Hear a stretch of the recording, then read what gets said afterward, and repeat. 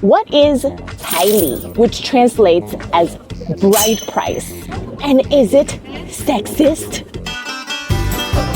In very ancient Chinese culture, if I were to marry a man, then their family has to pay my family a certain amount of money or goods so I can join them to be part of their household. But why would someone invent something like this? Thousands of years ago, when most of the economy was based on agriculture, one person equaled one worker. Everyone had to work in the fields, including children. And one more person was one more income for the family. Whoa! And to marry traditionally meant the woman left her household to join her husband's family. And that meant one less person for her own family. Hence, the men's family paid the woman's family for that loss in labor. Kind of makes sense.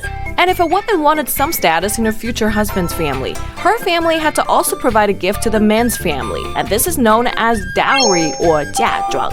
The bigger the dowry, the bigger voice she'd have. Long ago, Caili could mean meat and poultry, fabrics, wine, tea, and household necessities. It wasn't just to pay for that one extra person, though.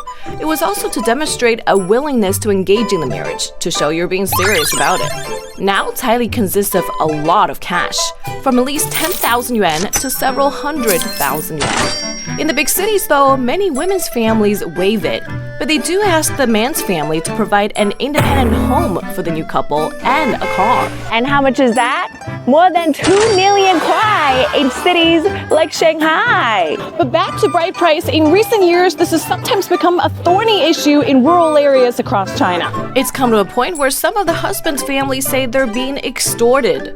Some women's families have gone as far as to request an exorbitant amount of money the day before the wedding, so the man's family would feel they can't refuse.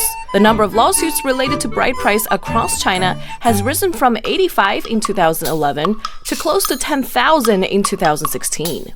Now, China's Supreme People's Court has banned demanding Caili as a precondition for marriage.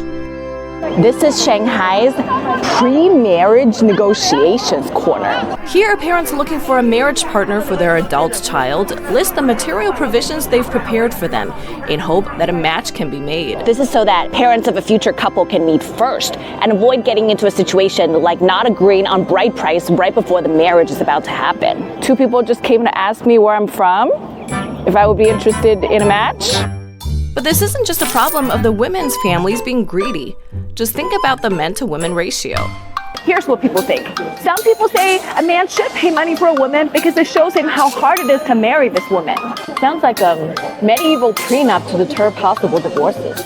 On the other side, people say this perpetuates the objectification of women. No monetary exchanges should be involved in marrying anyone. And this mentality is on a huge up and up in modern China. But for those in favor of Caili, people say, wait, that would just make it even less fair for the women because traditionally a man always pays, and now a man gets a woman and a cheap way out?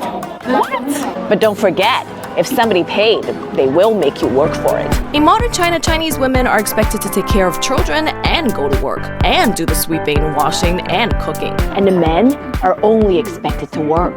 My point is, if one part of the marital tradition is to be banished, it should be tossed out with an entire basket of traditions.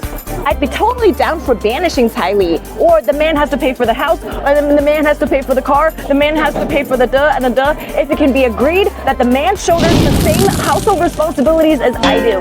I don't think you can earn respect by asking someone to pay for you. You kind of lose respect by doing that. If your boss paid for you to work here, do you feel like you can yell at your boss? I don't know. See? Gender equality aside, there are so many more layers to the whole bride price issue. The bride price is it given to the family or the woman herself? If it's paid to the family in a single-child situation, under Chinese culture and in a well-functioning family, one could assume this money will eventually go to the daughter. But it'd be totally different if the family has more than one child, or if the family is kind of dysfunctional. If it's paid to the woman herself, and later she felt compelled to use it towards her family expenses, that'd kind of be like not paying at all. It's complicated. Anyway, that discussion can go on for another 2 hours. What do you think about bride price / dowry? Let me know in the comment section down below.